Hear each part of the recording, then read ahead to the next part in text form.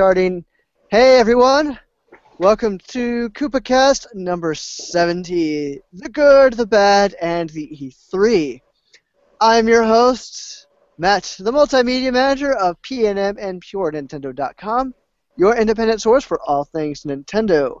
I am joined by two other people, Alex Stramke What's up? and Trevor Gould. Hi everyone, thanks for watching. And maybe someday, Justin Sharp. Our fearless leader, who's not here. Yes. But I'm sure if he were here, he would say that I'm doing a good job and then I should get a raise. Thanks, Justin.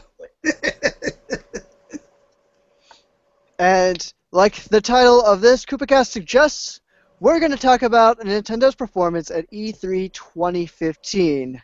Now, luckily, all of us here are part of the home team, and we were covering every aspect of Nintendo's digital event and posting news stories like crazy. So, we all worked very hard on that. So we're very on top of what happened. So I just want to get some initial thoughts in before we go through the E3 list that we had 2 weeks ago.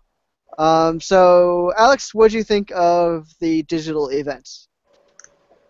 It's one of those things where by the end of it, it left me feeling very meh.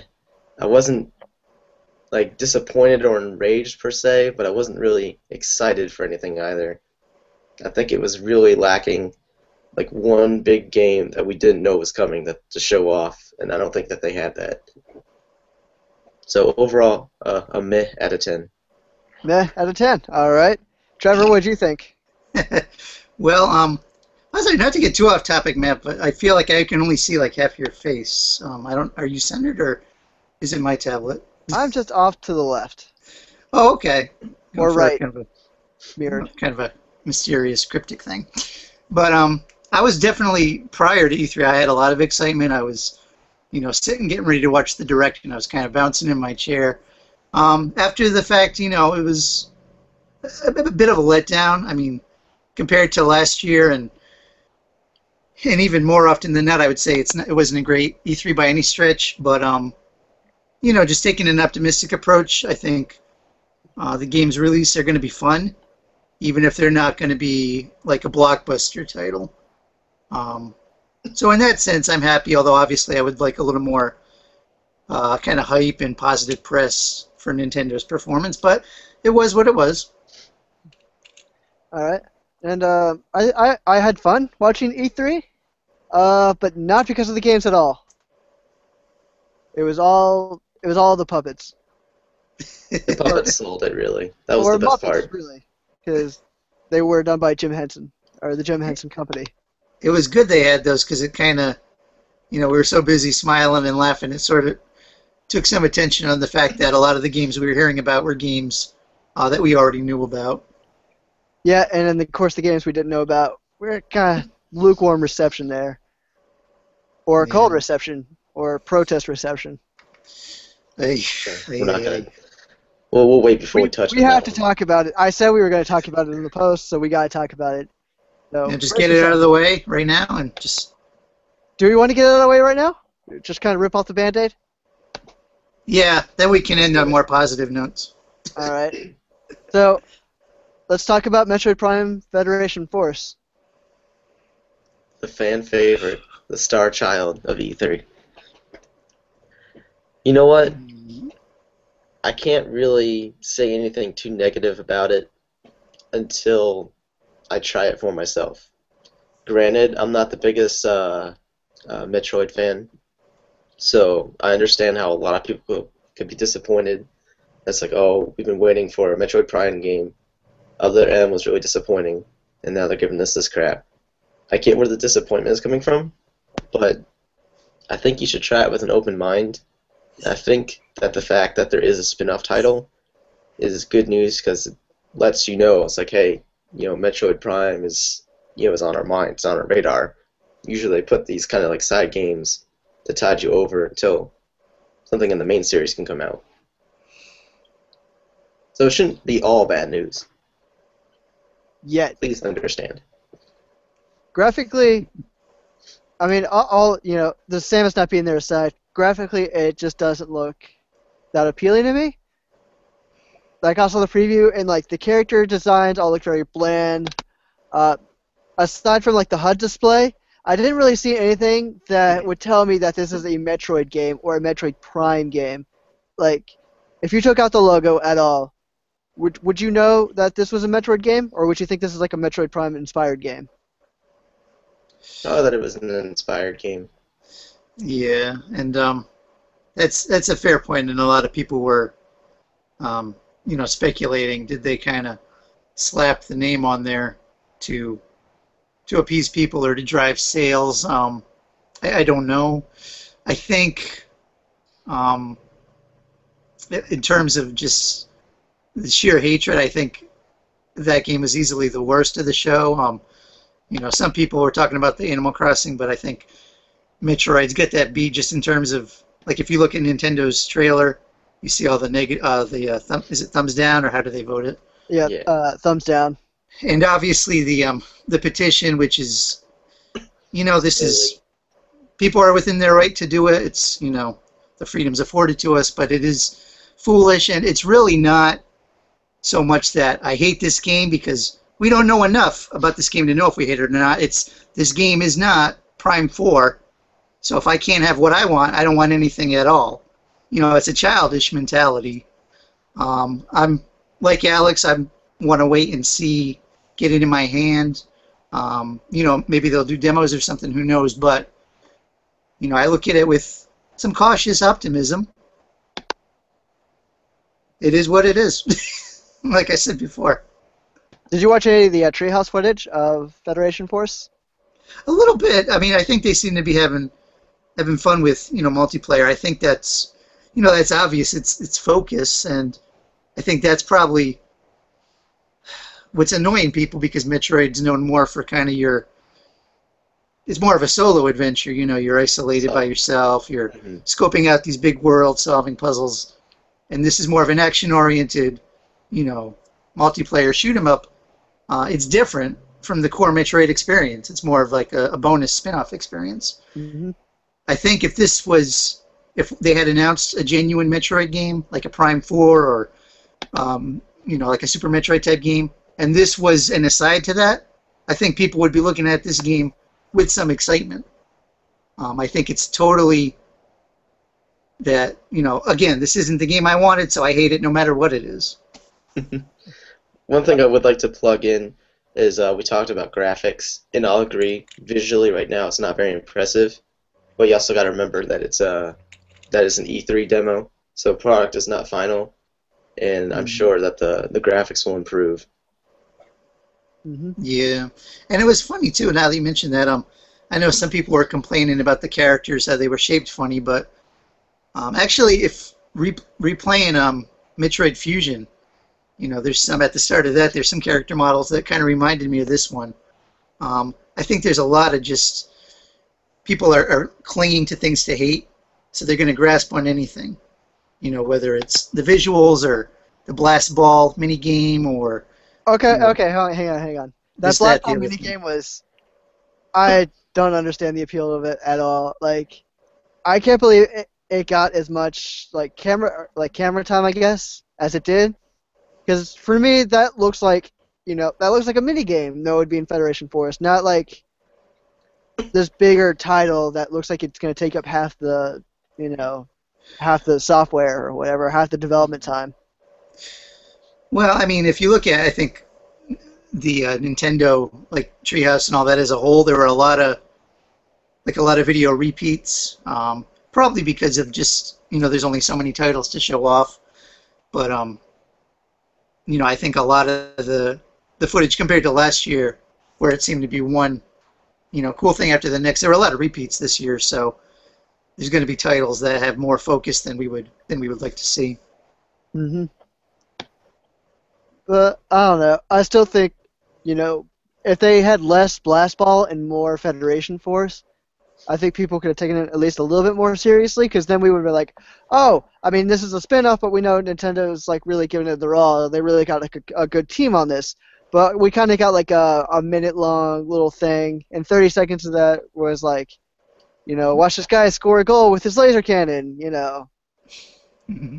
And that for me, that just did not build a lot of confidence. Yeah, and it's true too that some games that can be really fun, but they just don't. They aren't fun to watch. You know, I have games I absolutely love playing, but they're not the sort I would seek out like on YouTube to watch a playthrough or anything like that. Maybe Blast Ball is going to be one of those games. I don't know. Maybe. I mean, I'm not gonna hold my breath for that, but Be optimistic. It is what it is. I'm too old for optimism. It's now just being slowly replaced with cynicism. Well, anyway, well that's good though. We got the supposedly bad game out of the way, so it should be all uphill from here, right? Yeah, should we just go up the scale of like most disappointing to least disappointing? So what would you say be number 2 and second most disappointing? For me, it was probably that Fire Emblem and Shin Megami Tensei crossover. I had absolutely zero interest in that from what they showed off, and I even tried watching them play quite a bit of that at the Treehouse, and just there was no appeal there for me. Maybe I'm in the minority here, but No, I watched the Treehouse too, and I still wasn't sure what was going on. Like, writing the press thing for that was a nightmare. I think somebody else ended up doing it because I was just too confused. I'm like, yeah, it was me. I don't understand. It's like everyone's singing, and demons are coming out through portals, and Exactly. what's going on? You fight demons, and you try to be a J-pop star. Yeah. That's it. I'd agree. For me, that was actually I would say I found Metroid more interesting than that. Now, granted, I know very little about the series. I know a little bit of Fire Emblem, but I didn't actually see a lot of a Fire Emblem in that. I thought it was more, dominated on the other side. What I think it was. I'm sorry. Go ahead. Oh no, I was just because I thought the footage looked dull. Like the colored crowds were odd, and like I think one of you guys pointed out when we were watching it. Even the boss they were fighting looked like he was falling asleep. Yeah, he kind of had like his head on his chin. He's kind of, yeah, it was like so. Why am I in this game?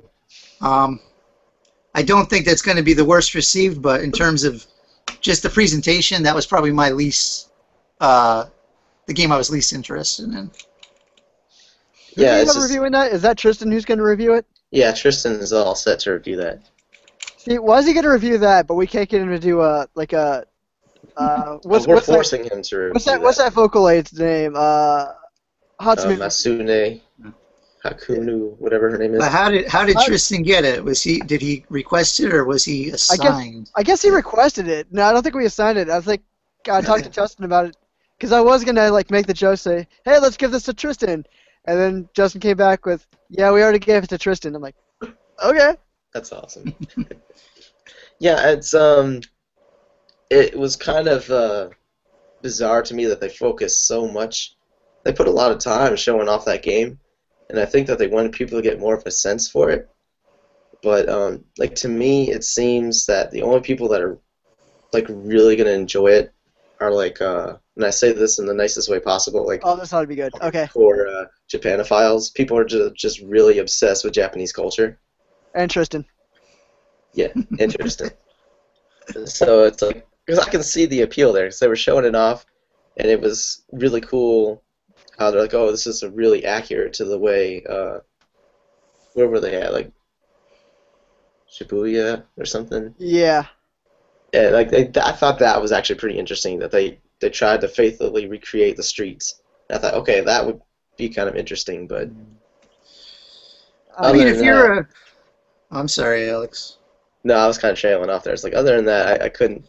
There wasn't much. I mean, if you're a big RPG, if you're looking for an RPG type experience on the 3DS, it looks like it's going to offer a lot of content. But I mean, I would have rather seen more of Paper Jam. And granted, that's a 2016 title, but yeah, I don't know. I felt like it kind of, when that was shown on the Treehouse, it kind of slowed everything down, brought it to a crawl. For a show that admittedly wasn't as exciting as it could have been anyway. But I was watching that and I'm just like, so just not my thing. I'm glad they put it on Treehouse because I needed to know what that game was about. It's gonna drive you nuts, huh? Yeah, I mean I couldn't figure it out. They showed that preview 2 months ago, and I was trying to figure that out too. I was like, I don't understand. Is this like that Yu-Gi-Oh cartoon when I was a kid, but it's like with pop stars or something, or what's going on? Oh man. Maybe they figured if you didn't know, you would buy it just to find out because you'd be so curious. What is this? I don't have that much faith. I can see that because that's the trick that worked on me on another game that I'm going to review. I'm not going to talk about it right now. But I'm just going to hint that it may be one of the nindies that we covered in our showcase series. I think I have a good idea. So, I mean, I guess there's evidence that that strategy works. I was so intrigued that I want to know more. Yeah. And of course, that may work for like a $5, $10 game, but for, a $40 game or whatever. Yeah. Yeah. I just don't know. I just don't know. I don't want to be a J-pop star, so there's no appeal there for me. I can deal with the RPG stuff, Shin Megami Tensei is an awesome RPG. I haven't played much of Fire Emblem, but again, really good strategy turn-based RPG. So it seems like a cool idea. It's just that it's the J-pop star thing that's getting to me. I'm not sold on that concept. It seems kind of silly. Yeah, but of course, I mean, you look at the 3DS installed base in Japan. I mean, that's where their thriving market is.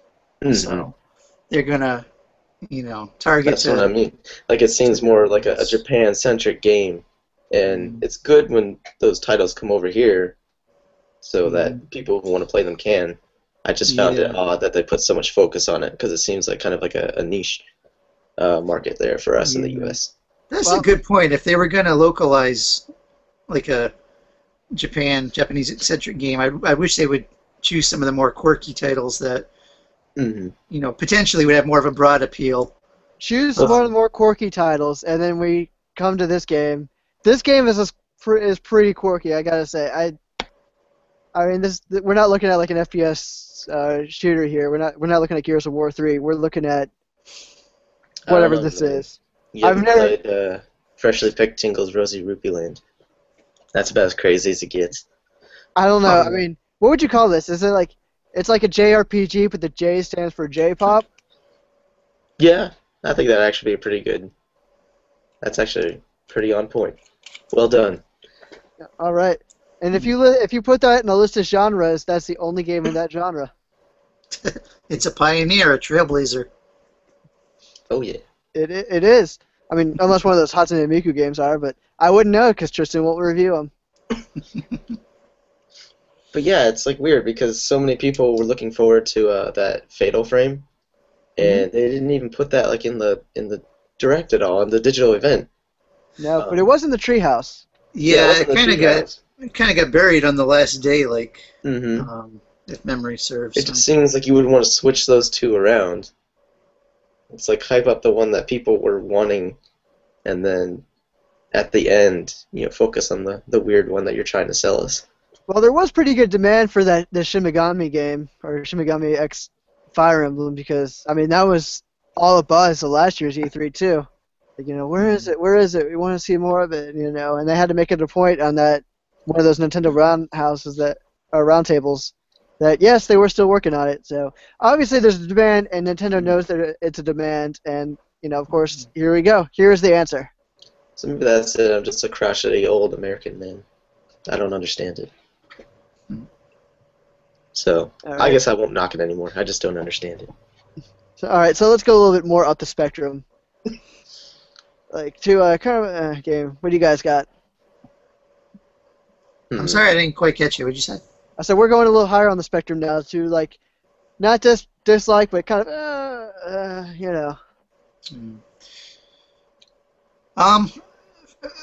I wouldn't say dislike, but just in terms of general consensus, I would think maybe the Animal Crossing Amiibo Festival. Oh yeah.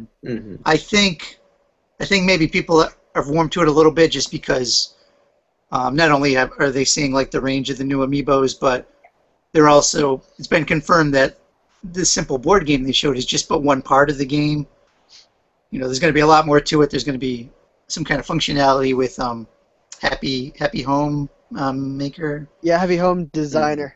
So I think that's the sort of game that the more we learn about it, people are going to like it more, and I have a feeling if they have a good amiibo bundle, it's going to fly. Mm-hmm. But I can definitely understand, based on the footage they showed, how a lot of people who were expecting a traditional Animal Crossing game could have been disappointed because it was very, a very simplistic style board game. I don't think it looked at all like Mario Party, even though that's what people were saying, but it was simplistic. It's kind of like, some people were saying it's kind of like Fortune Street in a way. Yeah. Yeah, I heard that. It's like a much happier Fortune Street, or Monopoly, really. Because it had those kinds of scenarios. It wasn't just like, you lose $10. It was like, you get a bad haircut, lose $10, or... Yeah. Except really, like I'm trying to pin the audience, and the audience seems like really young for this one, because like I think all the examples were like, I played tag today, and I was really good at finding people, and they got $200. And the next one was like, we were gonna play board games, but we played video games because it was raining outside. $100, you know. I wish I could get $100 every time I played a game. That'd be awesome. All I can stand are games. Come on. I do think of all of Nintendo's franchises, though, if any franchise is tailor-made for the amiibo craze, it's got to be Animal Crossing because there's so many critters, and I can envision if they do a full range of that, people going nuts. So I want to get so and so because I remember them from Wild World, or oh, this was my first character in the GameCube game, or I think there's a big moneymaker potential, even if it's not going to be necessarily a critical darling. Right. Although I have to say, give me a Tom Nook bundle, and I'm sold. I will buy the game if it comes with Tom Nook. Isn't that kind of ironic? Yeah. Tom will make you work for it. You could unlock features, but then you have to pay to use the features. Oh, DLC. No, I think it'd be hilarious if they had a Mr. Rossetti amiibo, and if you forgot to save your game and you popped up, you could scan it in and it would skip the conversation. That'd be brilliant. That would sell out in a heartbeat. I'm telling you, man. It prints money. I like Mr. Rossetti, though, so he needs an amiibo. Yeah. And I really think if it does reasonably well, just given the popularity of Amiibo, I think that's going to be something they're going to really pursue. And again, I think that's just the ideal series to do a more Amiibo-focused game. So I'm actually kind of intrigued by it. I wouldn't say it's like one of my top must-have, but I was a little taken back by some of the negativity that I got, and Metroid for that matter too, but I understood Metroid a little more. But Animal Crossing is just so cute. Like, I watched the trailers and I was smiling. I'm like, hey, it's Animal Crossing. And, so the people who are knocking it are curmudgeons. All right, yeah, they could be curmudgeons. So what about Happy Home Designer then? Are you guys also lukewarm on that? That's the one I'm more excited to try, because I do enjoy the designing aspect of Animal Crossing. That was my favorite thing to do in the games, is each floor of my house would be like a different theme, and so it was a lot of fun collecting all the furniture to get that set up. So you're basically just taking that simple thing and making a more focused game on that, so to me that sounds like a winner. Yeah, it seems like a natural, I don't want to say evolution, but natural progression of the series. I'm wondering if the title might even do it a disservice, because it seems a little more, comprehensive beyond just like home design. But yeah, I think it'll be cool. I think I was watching on the Treehouse how like you can design your home, and then if you get the Amiibo game, your home will actually show up in that town. So I think features like that are cool, and I mean, we all know how well Animal Crossing does on the 3DS with New Leaf, so I think it'll do well. Yeah, I suppose you're right. And just kind of rewinding it back for a couple seconds, you were talking about the disappointment about the Amiibo Festival, and I don't know why it slipped my mind, but that was one of the predictions of this E3, was that we were going to see a Wii U version of Animal Crossing. And well, we kind of did, but it wasn't an Animal Crossing proper. That's true. So, But, I mean, it sounds like that's got the same case as Metroid Federation Force. It's like, hey, look, here's Animal Crossing board game. Here's here's Metroid Prime Federation Force. Hey, we're all about transformation. So, I mean, but at least the game's a better fit on 3DS. So I can forgive that. But yeah, the Metroid, I think, we would have liked to have seen it at home. yeah. Yes. I mean, obviously, what we're saying is, please bring Federation Force to the Wii U. Absolutely. That's what we're disappointed in. We're not disappointed that there's no Samus game. We're disappointed it's not on the Wii U. Well, they did say Samus would make an appearance. I don't know, if it's just going to be, a throwaway cameo or whatnot. But she shows up at the end of each mission to give you a thumbs up or a thumbs down. The thumbs down like another M. Exactly. I liked other M for the record. Well, we'll get to that issue another day. Between that and the Skyward Sword conversation we had on a future show. Oh, see, where's Justin? Yeah. I don't know. Nobody knows where Justin is. If somebody knows where Justin is, please let us know in the comments. All right, and from there, let's go from the let's start on the other side of the spectrum. Let's go best and work our way down. So, best of the show. I'm gonna have to say, I think the one everyone's probably thinking is, well, maybe not you, Matt, but Star Fox. You knew I was gonna undercut you with Xenoblade Chronicles X. I knew it. For me, it was Star Fox. That looked like a lot of fun. I think the game looks great so far, and I love the fact that they brought the little mobile walker from Star Fox 2, and that's finally seen the light of day. Because I may have found a Star Fox 2 game on the internet, and I may have found a way to play it on my computer, and that was the coolest part, was being able to transform into the little walker. So it'll be interesting to see how the levels will incorporate that. I was definitely pleasantly surprised when they showed the walker, and that all the other vehicles will have little transformations too. Like the tank becomes a hover tank or whatever, Mm-hmm. like a little hover plane, and then there's a drone, and you can drop a little Rob, and he goes down the little corners. So, and no dinosaurs, guys. No dinosaurs. Yet. We're safe. It's okay. No dinosaurs yet. I don't know. We might shoot dinosaurs. Maybe they'll just be a siege on Dinosaur Planet. It's a bonus DLC.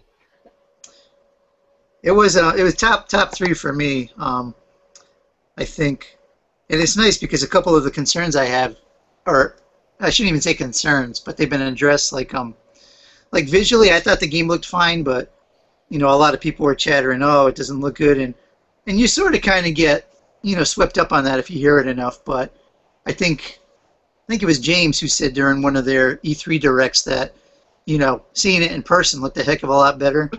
Mm-hmm. And of course, there's still time before it comes out. And also the gamepad controls, I was wondering how I might adjust to those, but from what they've said, somehow they're going to be alternate schemes. I'm not entirely sure off the top of my head what they are, but I think it's good to have that option. I suspect I'll probably stick with the gyroscopic, the gamepad controls. But it's good to know there's an option for those that might struggle with that. It sounded to me. Oh, sorry. I was just gonna interject here. We actually got a question. Oh yeah. Yeah. So Tony Kaname Kuran, if I pronounced your username right, asks, did anyone know that Platinum Games is assisting Nintendo EAD on Star Fox Zero? And I did, and I'm personally excited for that because that's just going to make the game even better, especially with what they did with Bayonetta. It's exciting. Mm-hmm. If it's one thing that Platinum did really well with in Bayonetta and Bayonetta 2, were the giant battles, the battles with giant enemies, and we kind of saw a little bit of that with the that worm thing. If you guys watched that sand level, to go rescue Peppy, they had a giant a giant like sandworm come out of the ground. You had to fight with the landmaster, and I mean I could kind of see a little bit of Platinum's work in that, or Platinum's hand in there. Yeah. Just kind of watching that interaction between like this giant like 20-story thing, and like there you are like a little like speck on the screen. So now I have to wonder. In Bayonetta 2, they had that whole Easter egg with the Star Fox thing. You have to wonder, was that a very subtle hint at what was to come in the future? Yeah, because Platinum Games would have. I mean, our Platinum Games would have already been underway with Star Fox, right? Mm-hmm. Oh, definitely. So does that mean they're working on a new Metroid 2? Oh, maybe. I guess we'll have to wait and find out. Yeah. But Tony, thank you for your question. Yes, thank you very much. Let's see. I mean, you guys saw a little bit of the Walker too. I just wanted to touch up a little bit more about that. The first level they kind of showed off the Corneria level. It's like you could be the Walker, but you didn't really have to. And I kind of wonder if there are going to be other other areas like that, or if there's going to be more mandatory Walker areas in the game. Yeah. Well, I liked how they showed with like one of the boss battles how like you could use that and run around on the surface, and like if you defeated the boss using that, I forget what kind of bonus you got, or you could do it traditional way by flying around. But I like those options. I like how you can approach games a different way. I think it gives good replay value, and it's just fun to once you have the game in the hand, see okay, this level's tough doing it this way. Let me try this way, or vice versa. I thought it was cool. I want to learn more about it. Yeah, because if I remember, there were a couple things we still haven't seen. We haven't seen the Blue Marine. If anybody remembers that, based off of one level in Star Fox 64. The best level. All those torpedoes, man. I thought it was the most boring level, actually. And it was like the road bump in order to get to like Sector 6 or something like that. No, Sector Z, I think. Sector Z, yeah. No, Sector Z, the one after Sector Z, Area 6. Oh, yeah. I know what you're talking about now. Yeah. See what I mean? We got, for one, it's their favorite, one, it's their least favorite, and yeah. Maybe in Star Fox Zero, having multiple approaches to different levels, every level can be your favorite depending on how you play it. That could be very true. All right, and moving on from Star Fox Zero, what else do we got? Well, my favorite game, even though I do think it was overexposed, is going to be Mario Maker. I was, and I think it started with the Nintendo World Championships and how they were pulling out those wild levels, and the hype just kind of built up from there. I do think they showed it a bit much because they showed it every day and sometimes more than once a day. But it's not like. Oh, go ahead. But they always had something new to show you with Mario Maker, which was, a really great advantage of the game. It's like, at day one, you didn't see the same levels as day two, Yeah. And it's not like it's the type of game like Star Fox where they can be potentially showing spoilers, because that game is all user creation. Mm-hmm. And I know, like, even my wife caught some footage. She's like, "Oh wow, that's neat." So we're already thinking in our heads, some of the crazy, mapping out in our minds some of the crazy levels we might be making. And I definitely like the online aspect, and how you have to actually, anybody can make a ridiculous level, but you actually have to beat it yourself before you can share it. Well, that's part of the game design process. You can make it, you got to play test it first. Yeah, you can't just troll your friends and be like, "Hey, beat this level of nothing but bullet bills or whatever." So that's going to be. Oh, go ahead. Sorry. I was going to say, I'm sure we're going to see some Kaizo Mario levels pop up. Mm-hmm. And they're going to beat it, and we're all going to look like suckers so we can't beat it. Yep. But that game's probably one of the bigger reasons why I want to go out to PAX, because I'm hoping that they'll have that and I can try it out. and get a feel for like what the game can do. Yeah. That way I can come back home with my graph paper and start designing stuff. It looked very... I tend to like games that have like level editors, but this one looked very user-friendly, which I think that's good because that could potentially, for what they're hoping to be a mass market game, easy use, if that wasn't there, that would turn off a lot of sales. But this looked like the sort of game you can jump right in and at least create, some basic levels. And it can do like a lot. Like they did some pretty complex things. It seemed like with the tools given.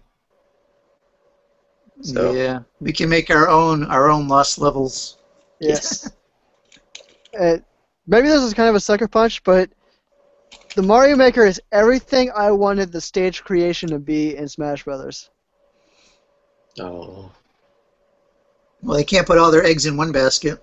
Yeah, but I mean, for what the grid locking system is great, but they didn't have that in the new Smash Brothers Brawl, or not Smash Brothers Brawl, sorry, Smash Brothers for Wii U.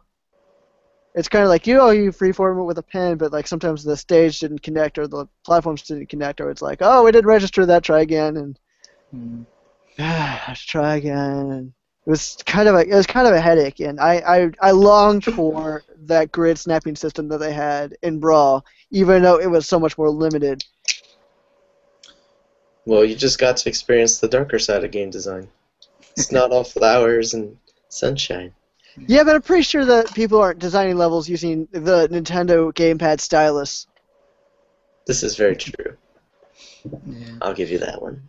Speaking of Smash, not to get off topic, but I was just thinking of it because they had like the mini direct before with like the Smash news and like Earthbound Beginnings, things like that. I think if they had put that in with the regular E3 show, I think the reception might have been a little bit better. Because James posted a really nice purely opinion showing in the past 3 months all the announcements Nintendo's made. And that's the way they do things as of late, but I think if they had saved some of those for E3, the general consensus would have been more exciting. I have to say, Earthbound Beginnings, when I saw that trailer, that was my only squeal, like a little kid moment to see 3. And so I think that kind of got me really excited for it. Because it came out of left field. I was not expecting that game to finally make it legitimately to U.S. shores. Yeah. So I got a soft spot for the Mother series or Earthbound, whatever you want to call it. Now all you gotta do is wait for Mother 3. Which they said that they're not going to say no to. There is a possibility, so go out and buy. Well, you don't have to go out, but go log onto your Wii U's and buy both Earthbound titles. Yeah. Isn't the work for Mother 3, isn't it already been like fan translated and whatnot? So it's been fan translated, yes, but we'd still like a legitimate copy, even if. Yeah. Oh no, I'm just saying for Nintendo. I think I remember they were like, "Here, Nintendo, take it, do what you want with it, free." Like, They did offer. Which is cool. I mean, to get free translation, service. That's a lot of work. It's a good translation too. Like I went through my second playthrough with it. So I mean, I actually own a legit Japanese copy, so I can say that I played the English version as a backup. But cool. it's a legit translation. It's really good. Yeah. So if I was Nintendo, it's like, hey, I'll take free labor. Sure. Exactly. I think the thing that worries me the most about that is there's probably going to be a lot of censorship with that game. There's a lot of things that probably wouldn't translate well with a majority of like the U.S. audience. There's one scene in particular with mushrooms that's you basically go on a mushroom trip. I don't know if that would translate too well in a Nintendo game over here in the U.S. shores. But now we're getting off topic. Oh yeah, it's my fault for bringing. I'm sorry. That's all right. Let's keep moving on the line. Mother, here. I get excited. Let's see. I'm guessing nobody is as excited about Xenoblade X as I am, right? Probably. I am, but not as. I'd be more excited if I had my Wii copy. My friends borrowed it for like a year. So you're not getting it back? Well, no. They're like, I don't want to give it back till I've like 100%ed it, which I'll never see it again. I'm sorry. In 400 hours. So I'm like, okay, as long as I know you still have it and you're still working on it, that's fine. But because I'd only sunk in, maybe 20%, 25. I don't know. I didn't get that far, even though I put a lot of time into it. So I think I'd be more excited. True power of the Monado. I think I'd be more excited. Whoa! Hey, Justin Hey. objects. I'm coming in. Sorry. And How convenient. We were just talking about Xenoblade Chronicles X. And you show up. That's like my favorite game, and it wasn't at E3. they didn't have it physically on the floor? Nope. No, it was not. Travesties. Yep. Although, it's still terrible. But they just had a TV showing the trailer on loop, and despite it not being there, it looked amazing. Like I don't know if it was the TV they had, but like the colors, everything just looked amazing. Like even the trailers they have on their YouTube didn't do it justice. Mm-hmm. So, Oh man, I can't wait. yeah. Sorry I'm late. Sorry I'm very late. You guys are probably almost done. Yep. Nah, better late than never. Yeah. And we want to thank everybody for watching the Koopa Kast, and we'll see you next week. Yeah. Just kidding. But yeah, we covered Star Fox Zero, and then we got on Xenoblade Chronicles X, so we're moving a little bit more down the line in the spectrum to less exciting. And I'm surprised nobody's brought up Triforce Heroes yet. Ah. I was waiting on that one. If I had to put it anywhere in the spectrum, I guess it's there between, it's good, we'll see what happens, but, It's on the threshold of, like, the more exciting news. Yeah. It's, I think it's going to be a lot of fun, especially since I've gotten a chance to play Four Swords Adventures, which is what it's modeled after, in a sense. I've gotten to play that with friends, and it's a lot of fun when you're in the same room with someone, because then, you can, like, mess with each other, and it's a lot of fun for that. But I think I'm a little worried about how they're going to do, like, the online, because it looked to me like they're going to use, like, the icons, and that's kind of how you communicate instead of voice chat. And for that, I feel like you might need voice chat. But then again, I haven't played it yet, so maybe Justin will be able to fill us in. Yeah, It's a fair point. Oh, go ahead, Justin. Well, sorry, I did get to play it at E3, and the set of icons they had like I think 8 or 10 of them or something on the touchscreen, and they run a pretty wide gamut, I guess, of like hey, come here, or yay, or you can say like totem up, or they had several different things like that. I'm hoping there'll be maybe several pages of those, kind of like in Mario Kart 8, where when you're kind of hanging out with everyone before you race, you've got you've got 6 pages or something, so you probably have maybe 50 preset responses. But I think it'll work. It is a bummer that there isn't voice chat. I'm happy that there's online play, because Four Swords hasn't done that. It was always just local or something. So we'll see how it goes. But the game is really fun to play. The 3D is awesome in it, just like it was in A Link Between Worlds. It's using probably the same engine that they use for that. And I like how you can approach bosses with different items. I don't know if you guys saw the Treehouse Live, where they showed going up against the I forget the enemy's name, the green little. It looked like an electric chew or whatever. Yeah, electric chew. Yeah. In the Treehouse Live, they actually play that level using bombs instead of arrows. It did not go well for them. Yeah, it was pretty bad. Even one of the producers of the game was in there, and they were not. I think there were 2 other Treehouse people that were playing. That was when I was taking a break at E3, and we were just oh, we can just sit here and watch Treehouse. Yeah, it looks pretty cool. It looks like there's going to be a lot of variety. I hope that the campaign is pretty long, so we'll see. I don't know if it'll be pretty long. I think it'll be a decent size, because they want to encourage multiplayer. Right. And you don't want a really long game with and you have to go to your friends every single time.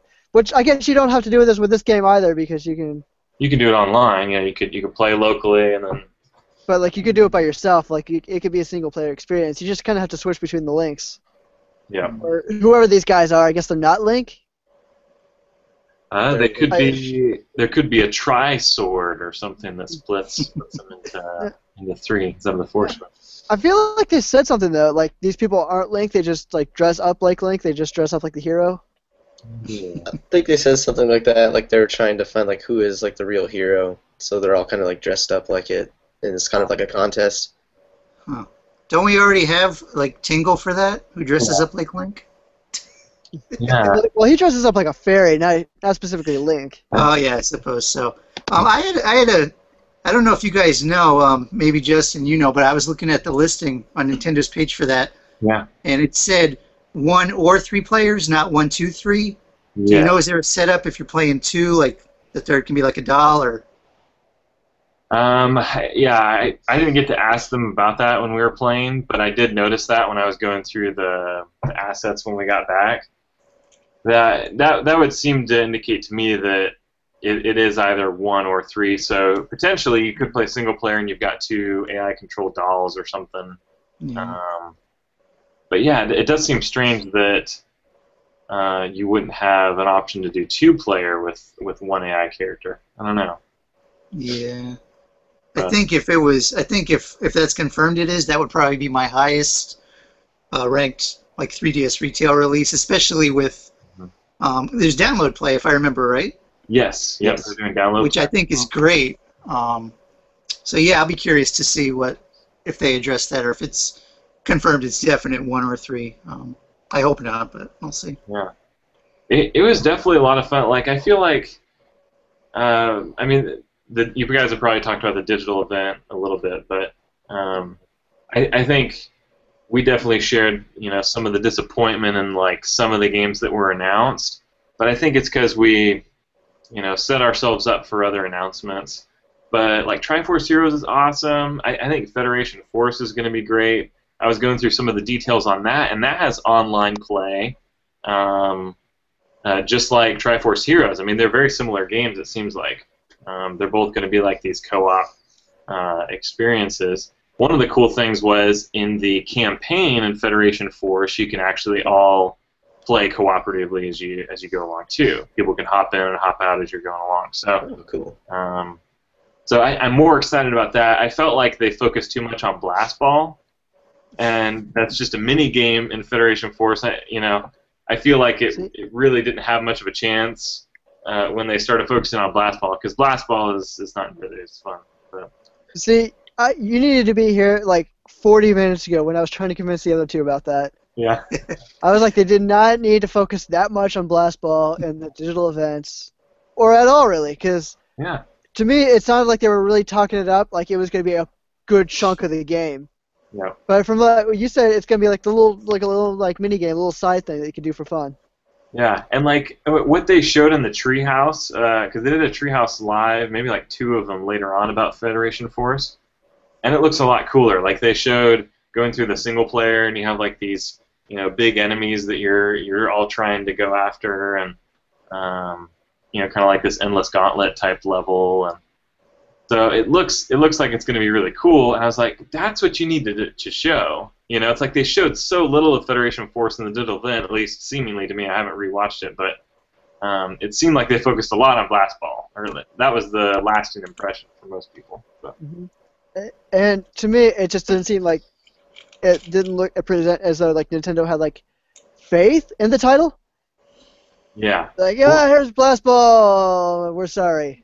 Yeah, well, and that was what was strange too. Blast Ball was the only mode that was playable at E3. They didn't even have Federation Force playable, but they had it on Treehouse Live, so it was obviously in a playable state. I don't know. It just seemed like an odd omission. But. Yeah, I don't know what to tell you, but. Yeah. Sorry, So, I got off on a tangent, but. Zelda no, that's fine. Everybody loves our Federation Force talk. Yeah. Oh, yes. All right, real quick before we... What's up? What about Chibi Robo Ziplash, man? Ooh, I'm excited for that. Yeah. That looks like a lot of fun. Yeah, we did get to play that, and it is a lot of fun. I played I played one of the levels and then one of the boss battles, and it is a pretty different take on Chibi Robo games, as you know. It's a platformer. I mean, it's very similar to what like Kirby Triple Deluxe was. Polygonal 3D platformer, but still side-scrolling on a 3DS. The 3D is amazing on it too. It works really well. The chord is really interesting. So it kind of like ricochets off walls. You can kind of angle it to do trick shots. Yeah, it's pretty fun, and it plays very well. Like, they did a nice job with the controls. And you can do lots of different things. Like, you could, in order to get up to like another platform, you could jump and just do a standard, straight-on ziplash type connection with your plug, or you can just do like a 45-degree angle, or eventually you'll have to ricochet up a long thing in order to zip up to the top. But it was very cool. I think I'm more excited for that than Zelda, but just by a tiny bit. Yeah. Is the charm still there? The charm of Chibi Robo, like? Yes, I think fans of the series will still enjoy it. It's definitely different, but even like the enemies that they give Chibi Robo to fight, like the boss was like this like rabbit kangaroo robot thing. So they're pretty fun, and the enemy designs are pretty ingenious. So I think people will like it. Awesome. And of course, they got the cool Chibi Robo amiibo. Yeah. They showed off, which is going to be Yeah, it looks pretty cool, the amiibo. I like how he's sitting down with the little plug on his head. All right, and before we wrap this up, because we are going to be running a little long here soon. Just give me a quick impression of Nintendo's performance. At E3 or just in general, or any three. This last E3. I would definitely say my impression was they had a lot of missed opportunities, and their message wasn't as, I don't know. Like, I felt like Star Fox could have showed a lot better. It definitely plays a lot better than what they showed. I definitely enjoyed my time with the game. But from what they showed, and the fact that they didn't reveal that Platinum Games was involved in the digital event, I think hurt the game, because I think that reveal is pretty big, because I think the single player will benefit from them. So I think just through the whole digital event and all of E3, I felt like Nintendo shot themselves in the foot. They had several opportunities to, hey, these games are awesome, but I don't know. I just felt like they didn't show them very well in the digital event.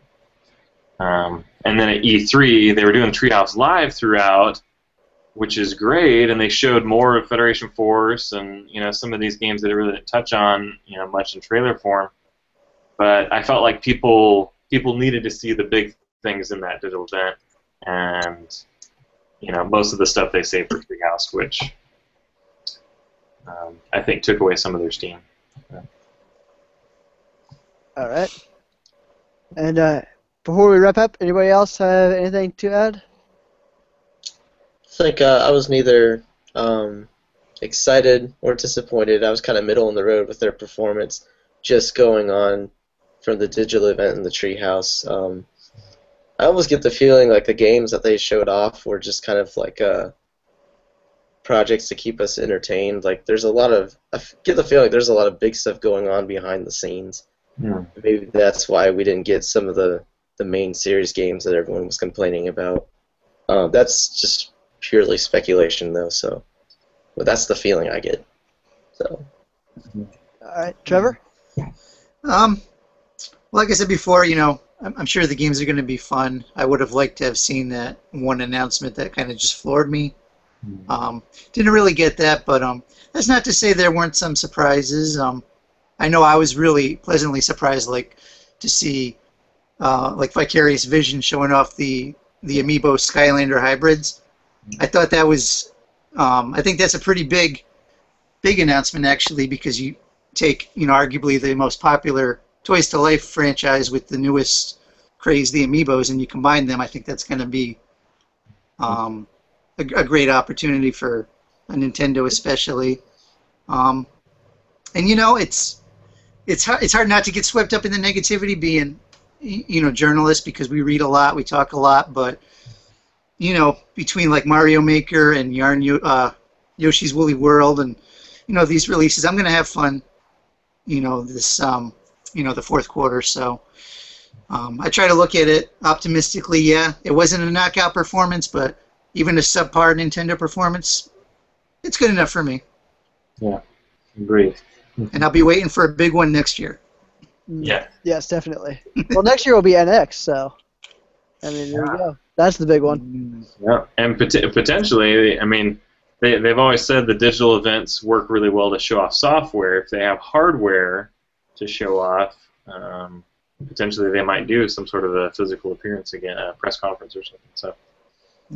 We'll It see seems around. traditionally too, like when Nintendo's had a subpar E3, like 2003 or the Wii Music year, like it seems like they've always bounced back to have a big performance next year. Yep. So that's something to look forward to. All right, and with that, we're going to be wrapping up this Koopa Kast. So, thank you all for watching. If you want to see more episodes of our Koopa Kast, please go to our YouTube page. Just look up PNM, or you can go to youtube.com/Pure Nintendo. You can also go to purenintendo.com/KoopaCast to look at our archive. If you want to ask us a question on our Koopa Kast, we love answering our questions live, just like we just did. You could email us at podcast@koopacast.com, or you could also tweet at Pure Nintendo using the hashtag KoopaCast.